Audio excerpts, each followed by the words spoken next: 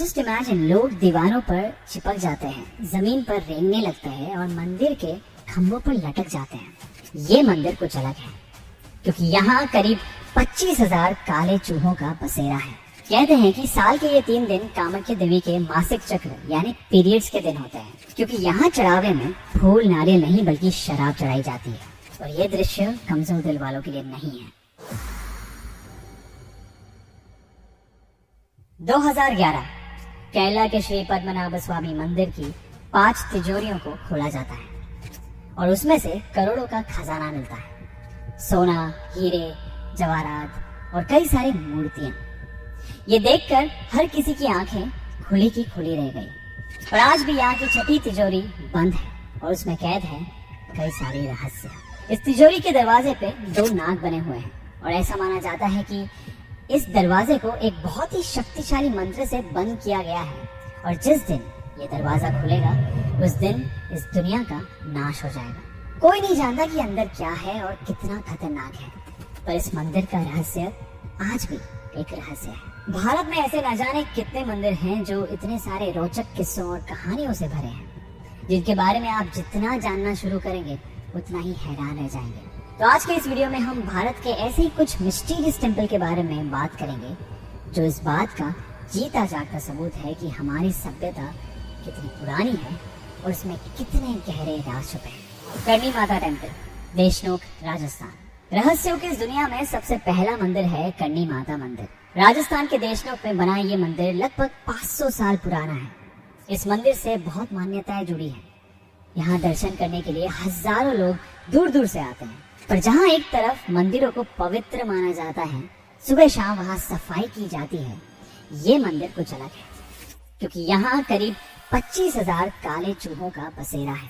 और तो और इन चूहों से दूर भागने की बजाय इस मंदिर में इन्हें पवित्र माना जाता है। कहते हैं कि ये चूहे करणी माता के परिवार के लोग हैं और इसलिए मंदिर में काम करने वाले भक्त और पुजारी भी इन्हें अपना परिवार मानते हैं। ये चूहे पूरे गर्भगृह से लेकर मंदिर की रसोई तक हर जगह घूमते रहते हैं।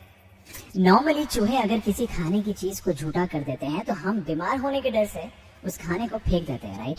लेकिन इस मंदिर में चूहों के झूठे खाने को प्रसाद माना जाता है और ऐसे मान्यता है कि इस प्रसाद को खाकर भी आज तक कोई बीमार नहीं हुआ है। इनफैक्ट यहाँ भक्त चूहों के साथ एक ही थाली में खाना खाते हैं। इस मंदिर के नियमों के हिसाब से यहाँ पैर उठाकर चलने के बजाय घसीट के चलना होता है ताकि कोई चूहा पैरों के नीचे दब न जाए। अगर कोई चूहा गलती से पैर के नीचे आ जाता है तो इसे अशुभ माना जाता है, लेकिन अगर वही चूहा आपके पैरों के ऊपर से गुजरता है तो इसे माता का आशीर्वाद माना जाता है। यहाँ हजारों काले चूहों में कुछ सफेद चूहे भी हैं। कहा जाता है कि ये चूहे करणी माता के बेटे हैं और इसलिए अगर इनके दर्शन मिल जाए तो ये एक बहुत ही बड़े सौभाग्य की बात होती है। एक ऐसा मंदिर जहाँ चारों तरफ चूहे हैं, आप चल रहे हैं और आपके ऊपर जाल से चूहे लटक रहे हैं। क्या आप वहाँ दर्शन के लिए जाएंगे? पर ये इकलौता चौंका देने वाला मंदिर नहीं है। कामाख्या टेम्पल, गुवाहाटी, आसाम। गुवाहाटी में बसा कामाख्या देवी मंदिर हिंदू धर्म का एक बहुत ही महत्वपूर्ण हिस्सा है। यहाँ हर साल लाखों भक्त देवी के दर्शन के लिए आते हैं। माना जाता है कि ये मंदिर भारत के सबसे पुराने शक्तिपीठों में से एक है। ऐसा माना जाता है कि जब देवी सती ने अपने पिता के यहाँ अपमानित होकर यज्ञ में कूद के अपनी जान ले ली थी, तब शिव जी बहुत दुखी हुए। वो उनके जले हुए शरीर को लेकर ब्रह्मांड के चक्कर लगाने लगे। तो उस समय विष्णु जी ने अपने सुदर्शन चक्र से देवी के शरीर के 51 टुकड़े किए और इन्हीं में से देवी की योनि यहाँ आकर गिरी थी। हर साल जून के महीने में कामाख्या देवी मंदिर के पास से बहने वाली ब्रह्मपुत्र नदी में 3 दिन तक लाल रंग का पानी बहता है। कहते हैं कि साल के ये 3 दिन कामाख्या देवी के मासिक चक्र यानी पीरियड्स के दिन होते हैं। इन 3 दिनों को सेलिब्रेट करने के लिए यहाँ मेला लगता है जिसे आंबुबाजी कहते हैं। 3 दिन बाद देवी की मूर्ति को नहलाकर पूजा करने के बाद मंदिर के द्वार भक्तों के लिए खोले जाते हैं। अब कुछ लोग ये कहते हैं कि यहाँ के पंडित पानी को लाल बनाने के लिए उसमें सिंदूर मिला देते हैं और ये मेंस्ट्रुअल साइकिल वाली बात जो है वो गलत है। कई साइंटिफिक थियरीज ऐसी भी हैं जो ये कहती हैं कि वहाँ की मिट्टी में आयरन भरपूर मिलता है जो पानी से रिएक्ट होकर लाल रंग को प्रोड्यूस करता है। पर आप ही सोचिए कि अगर नदी का पानी लाल करना है तो कितना ज्यादा सिंदूर लगेगा। क्या ये पॉसिबल है? और अगर मिट्टी के आयरन से पानी का कलर लाल हो जाता है तो ऐसा साल में सिर्फ 3 दिन क्यों होता है? भक्त इसे कामाख्या देवी का चमत्कार मानते हैं। इस रहस्य के अलावा ये मंदिर तंत्र विद्या के लिए भी मशहूर है। यहाँ 10 महाविद्याएं बसती हैं जिन्हें तांत्रिक ट्रेडिशन में हाईएस्ट गॉडेस मानते हैं। ये 10 महाविद्याएं दुर्गा माँ के 10 रूप हैं। अंबुबाची मेले के समय यहाँ कई सारे तांत्रिक भी आते हैं जो पूरे साल बाहरी दुनिया से दूर एकांत में रहते हैं। इस मंदिर से मिले पत्थरों को कामया सिंदूर के नाम से बेचा जाता है। माना जाता है कि इस सिंदूर में लोगों के दिमाग को वश में करने की ताकत है, इसीलिए इसे वशीकरण सिंदूर भी कहा जाता है। काल भैरव मंदिर, उज्जैन, मध्य प्रदेश। देवी के साथ नाम आता है भगवान भैरव का। ये शिव जी के अवतार है और इन शक्ति पीठों के रखवाले। भैरव का मंदिर भी देवी के मंदिर के पास ही होता है और इन्हें भी देवी के साथ पूजा जाता है। लेकिन उज्जैन का काल भैरव मंदिर थोड़ा अलग है, क्योंकि यहाँ चढ़ावे में फूल नारियल नहीं बल्कि शराब चढ़ाई जाती है। जहाँ शराब के ठेके और मदिरा को मंदिरों से कोसों दूर रखा जाता है, उसके बिल्कुल विपरीत इस मंदिर में शराब को प्रसाद में चढ़ाया जाता है। बाकी मंदिरों के बाहर जैसे सड़क किनारे लोग फूल, मालाएं, नारियल और मिठाइयाँ बेचते हैं, इस मंदिर के बाहर उसी तरह शराब बिकती है। मंदिर के बाहर कई सारे ऐसे काउंटर्स हैं जहाँ देसी और विदेशी दोनों टाइप की शराब मिलती है। भक्त शराब लेके पुजारियों को देते हैं, जिसे एक प्याले में भरकर भैरव बाबा के पास ले जाया जाता है। वो प्याला जैसे ही उनके होठों के पास पहुँचता है, वो शराब धीरे धीरे गायब होने लगती है। वो कहाँ जाती है ये आज तक कोई नहीं जान पाया। इस मंदिर में बाबा की बची हुई शराब को प्रसाद के रूप में भक्तों में वापस बांटा जाता है। लेकिन यहाँ शराब चढ़ाना कोई कोइंसिडेंस नहीं बल्कि एक तांत्रिक रिचुअल है। काल भैरव का तंत्र विद्या से जुड़ा होना कोई नई बात नहीं है। तांत्रिक और योगी अलग अलग सिद्धियां पाने के लिए भैरव की साधना करते हैं। पंचमकार या पंच तत्व 5 ऐसे सब्सटेंसेस होते हैं जिनका इस्तेमाल तंत्र विद्या में किया जाता है।